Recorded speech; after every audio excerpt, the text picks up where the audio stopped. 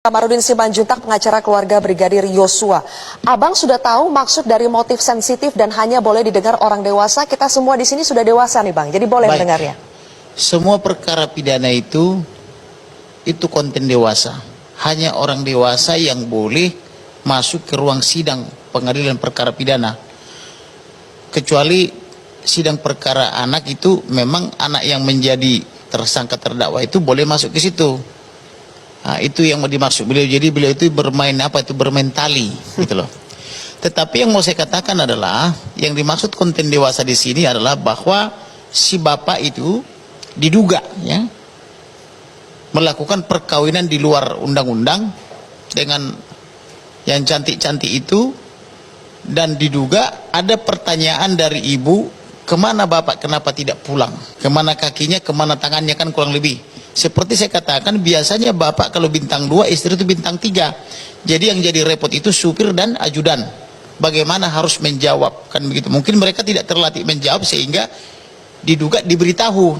Setelah diberitahu bahwa si bapak pergi menemui yang cantik-cantik itu, maka tidak pulang, maka terjadilah pertengkaran rumah tangga. Setelah terjadi pertengkaran, maka ajudan atau almarhum ini yang sudah dia merangkap dua posisi di sana, ajudan dan anak, karena dia juga anak di situ, karena sudah diminta kepada ibunya ke Jambi, ibu yang melahirkan, tapi saya lah menjadi ibu yang merawatkan begitu.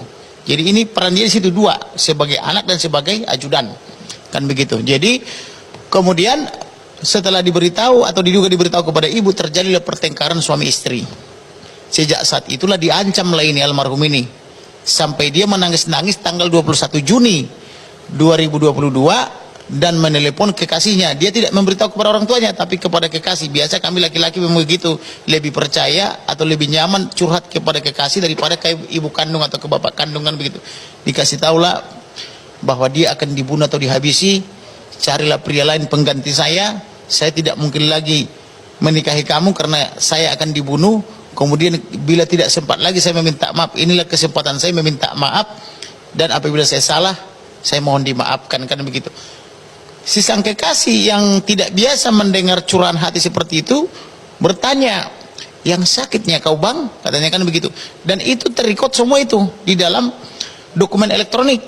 Dia bilang tidak sakit, tetapi karena dia nangis terseduh-seduh saking takutnya, si kekasih pun ikut nangis juga, dan itu terekam dalam screenshot itu. Kemudian berlanjut lagi kepada tanggal 7. Sebelum tanggal 7 Juli 2022, mereka tanggal 1 itu, dalam arti si bapak dan ibu itu mengundang adiknya yang anggota Polri, diberi hadiah uang 5 juta, diberi dompet merek Pedro, dan dijanjikan diurus kepindahannya ke Polda Jambi supaya dekat dengan ibunya. Itu untuk adik yang bontot, yang juga polisi berdinas di Myanmar. Itu sebelum kematian Yosua? Sebelum kematian. Itu sebelum berangkat mereka ke Magelang itu tanggal 1. Tanggal 2 berangkat mereka bersama-sama ke Magelang. Di Magelang terjadi lagi keributan rumah tangga antara si bapak dan si ibu, diduga bertengkar lagi sampai ada nangis-nangis. Karena kenapa? Di sana diduga si wanita cantik ini mengadu ke si bapak bahwa dia akan mundur dari instansinya, instansi tempat si cantik bekerja. Nah, sehingga membuat si bapak ini emosional. Nah, terjadilah di situ pertengkaran, ada yang nangis-nangis. Kemudian karena terjadi pertengkaran, si bapak pergi pulang duluan, tidak bersama-sama lagi baliknya. Dia pulang diduga naik pesawat dengan ajudan yang diduga selama ini sering menghasut, itu inisial D. Nah, kemudian di tanggal 8, di tanggal 7 masih dia mendapatkan ancaman apabila naik ke atas. Ini saya underline ya, apabila naik ke atas, maka Brigadir Nofriansah Joshua Huta Barat akan dihabisi atau dibunuh. Nah, dia telepon lagi kepada kekasih bahwa saya akan dibunuh apabila naik ke atas. Cuman kekasihnya ini tidak bertanya apa yang dimaksud dengan naik ke atas ini. Kan begitu. Besoknya tanggal 8 mereka balik. Ketika mereka balik nyampe di Jakarta, tahu-tahu sudah menunggu si bapak di rumah. Padahal harusnya dia di kantor, ini jam kantor toh. Harusnya sebagai kadif propam ada di kantor, ternyata sudah menunggu di rumah. Nah, setelah ditunggu di rumah, beres-beres semua barang-barang dimasukkan ke dalam rumah. Kemudian diduga disiksa lah ini, disiksa ya, dipatah-patahin jari-jarinya, kakinya, tangannya, kemudian bahunya diduga dihajar itu entah pakai apa, jadi luka menganga, kemudian ditembak dari sini tembus ke bibir bawah, ditembak dari belakang tembus ke hidung depan, ditembak dadanya lurus ke belakang, kemudian ada luka di sini di lipatan kaki ini sampai ada rembesan darah, kemudian di kaki sini, kemudian di kaki sini, kemudian di bahu kanan kiri semua banyak kali luka.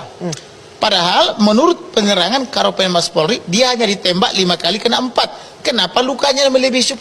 Oke. Itulah kira-kira makanya begitu saya dengar ini dari ibunya tentang mereka juga diserahkan mayat tak boleh dibuka.